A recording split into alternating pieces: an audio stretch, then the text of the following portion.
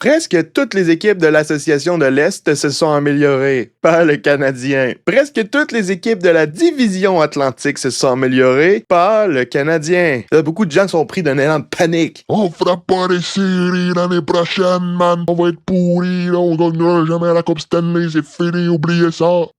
Ouais, peut-être un petit... prenez une puff de quelque chose, puis calmez-vous. Pas vrai, fumer, c'est mal. Prenez un petit verre d'eau. Tiens, prenez un petit verre d'eau. Surtout pas du café, parce que là, vous êtes un petit peu énervé. Oui, le Canadien a rien fait encore, certes. Oui, le Canadien a passé la date limite des transactions et la semaine du repêchage à faire aucune transaction significative. Oui. Sauf que, est-ce que c'est la fin du monde? Pas encore. L'été est encore loin d'être fini, puis je suis sûr que le Canadien va évaluer toutes les options pour améliorer son équipe. Que ce soit à court, moyen ou long terme. Toutes les options vont être évaluées. Puis c'est pas parce qu'ils n'ont pas fait de transactions durant la semaine de repêchage qu'ils peuvent pas en faire pendant le restant de l'été, tu sais. Quand l'entraînement, c'est encore loin, là. Encore très loin, même. Fait qu'à quoi bon de paniquer? On n'est même pas aux agents libres encore. Aujourd'hui, on est là pour décortiquer la situation, puis je vais vous dire ce que je pense qui va arriver. Parce que selon moi, il y a plusieurs options. Je pense qu'il n'y a pas un plan coulé dans le béton. Je pense qu'il y a plusieurs alternatives qui pourraient faire du sens pour le Canadien. Salut à toutes et à toutes, c'est Ismap. Aujourd'hui, on se retrouve pour une nouvelle vidéo. Aujourd'hui, on est là pour parler du Canadien et des transactions qui n'ont pas encore été faites. Je veux dire, il y avait plusieurs noms associés au CH qui ont été échangés pas au CH. Il y a plusieurs équipes qui ont fait des acquisitions importantes, notamment dans l'association et dans la division du CH. Sauf que là, en ce moment, le CH a encore la même équipe qu'ils avaient l'année passée. Puis beaucoup de personnes suggèrent que s'ils font pas de modification à l'alignement, ben ils vont rater les séries la saison prochaine. Quand il n'y a rien de coulé dans le béton, mais je pense qu'on panique un petit peu pour rien, cette là. Avant de rentrer dans les détails de cette vidéo, je vous invite à vous abonner si ce n'est pas déjà fait. On est en route pour les 5000 abonnés. On se rapproche vraiment rapidement. Puis tu sais quoi, j'ai le goût de faire un petit défi pour vous. Si on atteint les 5000 abonnés avant le 1er juillet à minuit, je vais me faire la coupe de cheveux à Kent Hughes. Eh oui, monsieur, la coupe de cheveux à Kent Hughes. Je vais devenir chauve,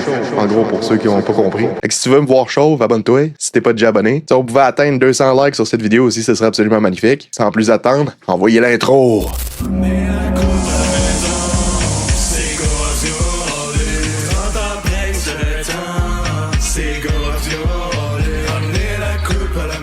Les rumeurs se sont enflammées autour du Canadien tout au long de la semaine du repêchage. Je pense qu'il n'y a pas un joueur qui n'a pas été associé au CH, que ce soit Brock Besser, Elias Pettersson, Mason McTavish, Jason Robertson, Matthew Barzal, Bo Horvat, Kirill Marchenko, Adam Fantilli, Dylan Larkin, Zach Werenski, Tom Wilson, Connor McDavid, Matthew Nice, JJ Peterka. Je vous jure, il n'y a pas un joueur qui n'a pas passé dans les rumeurs de transaction du Canadien. Ce qui explique peut-être pourquoi les partisans sont déçus, hein? C'est bien simple. Dans la Ligue nationale, surtout à Montréal, ça prend pas grand-chose pour partir une rumeur, là. Les DG, pendant les semaines de repêchage, puis surtout durant l'été, se parlent très souvent. Des fois, les conversations peuvent durer 30 à 60 minutes, des négociations qui aboutissent à rien. Des fois, ça dure juste 10 secondes. Ouais, salut, est-ce que Matthew Barzal est disponible? Non. OK, bye. Puis des fois, juste ça, ben, ça peut suffire pour partir une rumeur. Les Canadiens de Montréal se seraient intéressés à Matthew Barzal. Qu'est-ce que tu penses que ça prendrait au CH pour acquérir le centre d'élite? Sauf que Matthew Barzal, il a jamais été disponible déjà en partant, là. Le CH a appelé, oui, ils se sont informés, sauf que la réponse a été non. Puis c'est souvent ça le problème. Les équipes appellent constamment pour s'informer des joueurs, sauf que la plupart du temps, les joueurs sont pas sur le marché. Sauf que c'est assez pour partir une rumeur, surtout à Montréal. Fait que fort probablement que tous les noms qui ont été liés aux Canadiens au cours de la dernière semaine n'ont jamais même été proches de peut-être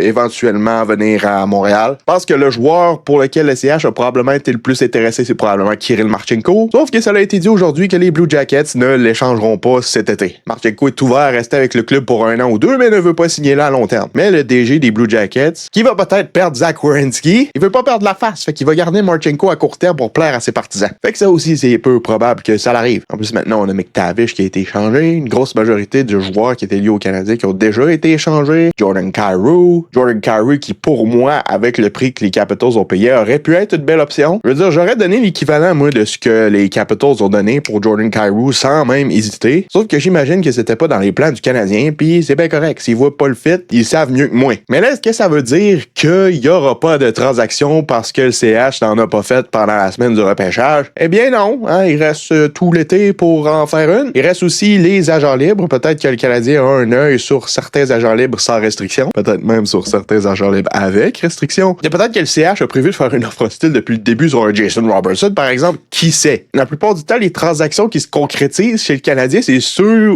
auxquels on entend le moins parler. C'est qui avait prédit l'année dernière que le Canadien ferait l'acquisition de Noah Dobson? C'est sorti nulle part. Kirby Dach, même chose. Alex Newhook, même chose. Patrick Laine, même chose. À chaque fois que le CH complète une transaction, ça sort un petit peu de nulle part. Fait que pourquoi ce serait différent cette année? Là, pour les gens qui vont me parler de Matthew Knies ou Connor McDavid, je pense pas que Matthew Knies est encore disponible. Ici, ils l'échangeront pas à Montréal. Pour ce qui est de Connor McDavid, il est à Edmonton pour les 2 prochaines années. Ça ne changera pas. Arrêtez avec ça. Pour les gens qui suggèrent d'échanger Suzuki et Caulfield, vous êtes fous. Vous avez littéralement le QI hockey d'un 6 pouces Subway. Pourquoi échanger un centre élite gagnant du Selkie de 100 points et un marqueur de 50 buts dans leur prime alors qu'ils sont signés à moins de 8 millions pour faire l'acquisition de quoi? Un gars qui va peut-être atteindre la moitié du niveau de ces deux gars-là? C'est complètement ridicule. Faut pas oublier aussi qu'il y a peut-être la possibilité que Michael Hage ne retourne finalement pas à l'université. Ils ont dit à Michael Hage de peut-être reconsidérer sa situation, de reconsidérer la décision qu'il a prise, mais ils ont aussi dit que peu importe la décision qu'il allait prendre cet été, ils allaient la respecter. Moi, mon petit doigt me dit qu'ils vont peut-être essayer de le convaincre de venir, tu comprends? Zarovski, lui, est sous contrat, il a une obligation de retourner en Russie, fait qu'on le verra pas au moins d'ici la fin de la saison. Mais Zarovski, on peut oublier ça, mais Hage est peut-être une possibilité. Fait que si le Canadien est capable d'aller chercher un ailier pour son deuxième trio, ben, t'as ton deuxième centre de régler. Fait qu'est-ce que c'est vraiment si grave que ça?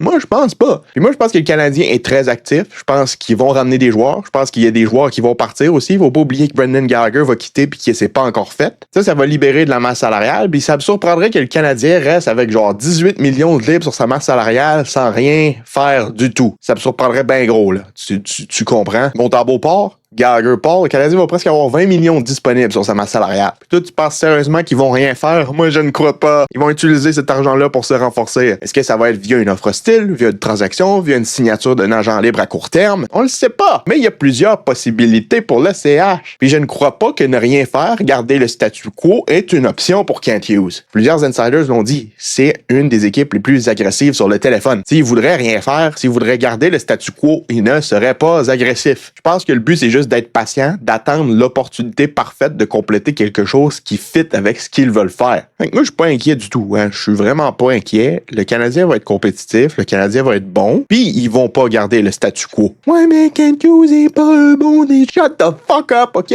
Vous m'énervez. Tout le monde était à genoux devant Cole Caulfield au mois de mars. Maintenant, on veut l'échanger. Pourquoi? Ouais, mais Cole Caulfield, t'es pas un joueur des séries. Pourquoi? OK, on va prendre ça comme exemple alors. Cole Caulfield n'est pas un joueur de série. Qui était considéré comme n'étant pas un bon joueur de série au cours des dernières années? Sébastien Aho, Andrei Svechnikov, Taylor Hall, Nikolai Ehlers.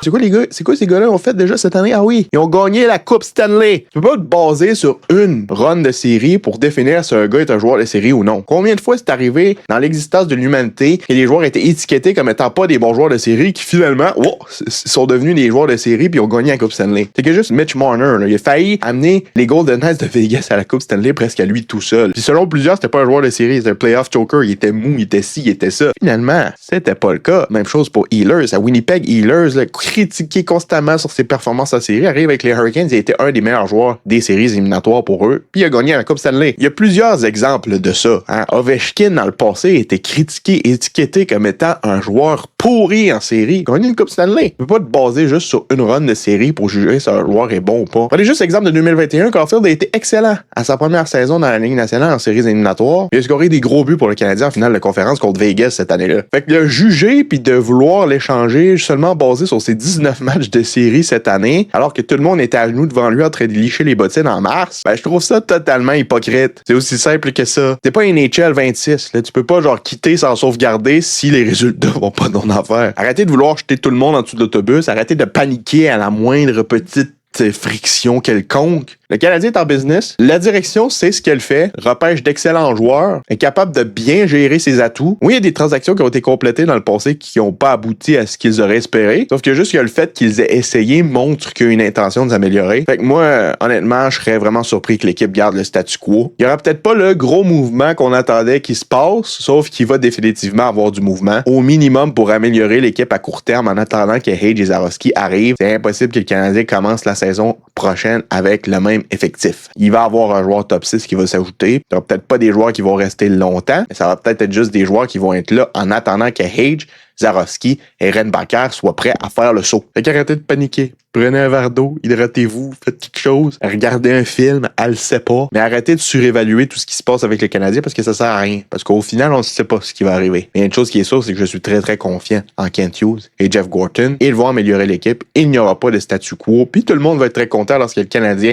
va faire une bonne run des séries au printemps prochain. Puis ça, malgré que les équipes se soient améliorées dans la division. Hein. Moi, malgré tout, je mets le Canadien parmi les meilleures équipes de la division. Donc, c'était tout ce que j'avais à dire. N'hésitez pas à me dire ce que vous avez pensé de tout ça dans les commentaires. C'était votre ami Smart. Je vous dis à la prochaine. Passez une bonne fin de journée. Cœur, patate, triangle, go Habs, go et bye bye!